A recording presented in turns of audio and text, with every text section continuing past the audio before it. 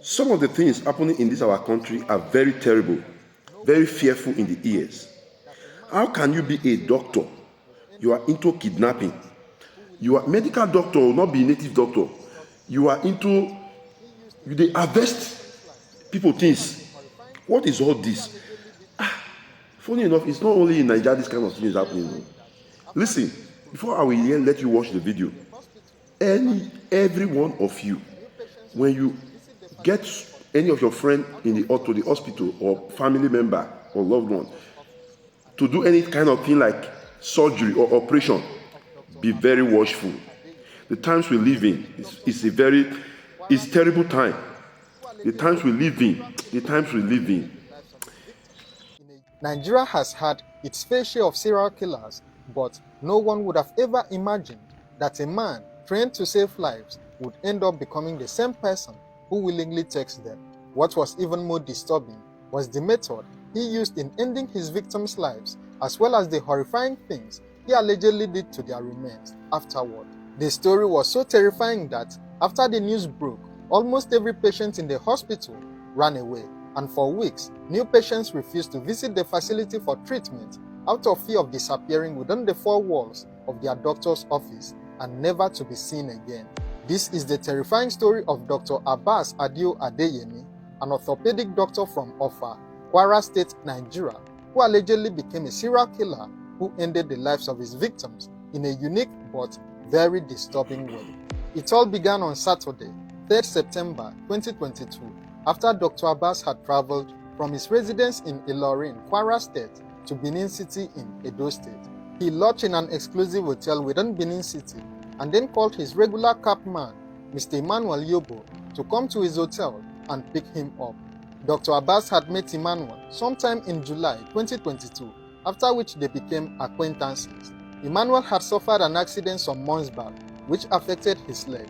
He was still struggling with the pain, and even when Dr. Abbas called him that Saturday, he was already wearing a cast on the affected leg. After Emmanuel received the call around 7 p.m. that Saturday, he told his wife, Mary, that he was heading out to meet Dr. Abbas at a hotel.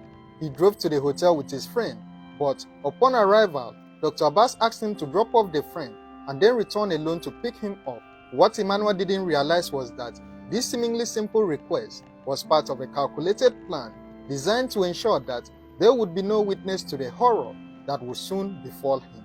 Mr. Emmanuel did as requested. He dropped off his friend and then returned to pick up Dr. Abbas. However, around 9 p.m., his wife called to find out why he wasn't home yet.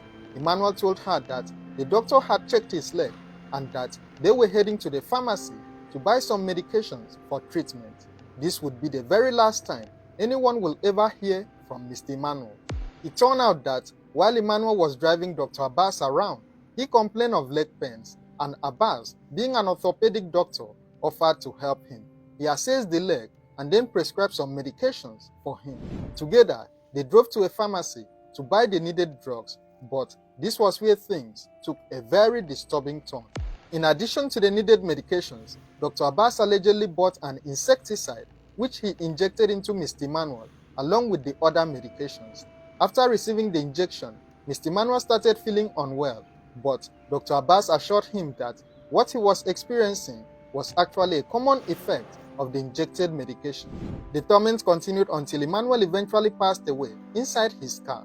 Dr. Abbas then drove him to the Tofure community along the Benin-Lagos Expressway, where he dumped his body in a bush just by the roadside. He continued the journey alone to possibly take the car back to Kwara State, where he lived. Meanwhile, Mary had been calling Emmanuel to find out why it was taking too long to return home, but she got no response. Mary called so often that Emmanuel's phone eventually ran out of battery. She then reached out to Emmanuel's brother around 1 a.m. to inform him that Emmanuel was missing. Mary also called a friend who was in the car with Emmanuel, and together they visited the hotel to make some inquiries. Surprisingly, the hotel told them that they had no information on Dr. Abbas. When Emmanuel's brother arrived in Benin City the following day, being Sunday, he went to the State Criminal Investigation Department to report his brother missing. After filing the report, he was taken into the control room where the police began the process of tracking Emmanuel's stolen car. The tracker showed that The car was currently at Akure Road and heading towards Oshogbo in Osun State. The police in Benin City then contacted their counterparts in Osun State to alert them that a stolen car was heading their way. The Osun State police sprang into action, and following the information from the tracker, they pinpointed the car's location to be Ejigbo, within the same Osun State. Strangely, Dr. Abbas figured out that he was being tracked by the police and then decided to abandon the car. When the police located the vehicle, it was parked with the lights on and the engine running. The police decided to lay an ambush, and after some minutes, Abbas emerged to re-enter the car and drive away. He was blocked by the hiding officers and then taken into custody. On searching the vehicle, the police discovered the insecticide, medications, and the syringes used in administering the lethal injection to Mr. Emmanuel. Information was passed to the police station in Benin City, and when the brother asked where Dr. Abbas dropped Emmanuel's body, he directed them to the Tofure community along the Benin-Lagos Expressway. However, on getting there, the corpse was nowhere to be found. It turned out that the vigilantes in the area had discovered it and then reported the discovery to the police. The police then recovered and deposited the body in the mortuary. Abbas was extradited to Edo State for further investigation, and while there, he confessed to also selling another vehicle to a car dealer in Kwara State. This would mark the beginning of an interstate investigation that would unravel the dark secrets buried within the hospital he managed in Kwara State. Dr. Abbas Adio Adeyemi was the Chief Medical Director of the General Hospital in Kayama, Kwara State, Nigeria. He was very loved and appreciated by the people of the rural community of Kayama. This love for him came from the fact that, unlike other medical doctors who usually run away from the rural community, Dr. Abbas chose to stay with them. He reportedly rejected a transfer order and decided to stay with them as their community doctor. To appreciate him, the community gave Dr. Abbas a free plot of land to build his house. He was also given another free land to build his own private hospital. The community pushed further by giving him the princess of their land to marry, which he did, and also had a child with her. Apart from treating the sick members of the community, Dr. Abbas was said to have also engaged in philanthropic activities. He would donate cash and blood to assist patients in need. Clerics and residents sang his praises during Juma services, and he was bestowed with several awards. However, when the details of his atrocities begin to filter out, the same community that once loved him would feel deeply betrayed and therefore turn against him. Before Dr. Abbas was arrested in connection with Emmanuel's death, the people of Kayama had already begun to become suspicious of him. Many residents accused him of being involved in smuggling activities. According to them, Dr. Abbas would allegedly use the hospital's ambulance to smuggle rice and petrol. He was also said to have once been arrested for an alleged kidnapping activity within the state, only to be saved by the intervention of some prominent individuals.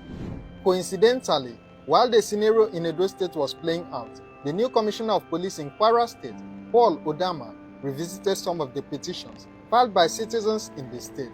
While doing so, he was particularly touched by the case of a missing young woman in Kayama, identified as Nafisat Halidu. Nafisat had gone missing in Kayama on November 21, 2021. Her sudden disappearance made residents allege that she had been used for money rituals by certain family members who were popular politicians. Further investigation also showed that on 3rd September 2022, the same day Dr. Abbas allegedly murdered Emmanuel, a tenant in Kwara State had reported to the police that his female co-tenant, identified simply as Ife Oluwa, and her vehicle, a Toyota Camry, had not been seen or heard from for almost a month. While the investigation into Ife Oluwa's case was ongoing, the police received a report on a case of culpable homicide from another police station in Kwara State.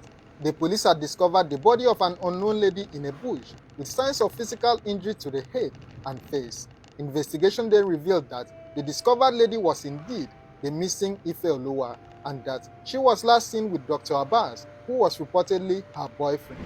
The circumstances surrounding the missing Ife Oluwa and her corpse being found in a bush increased the suspicion that Dr. Abbas knew something about the missing lady.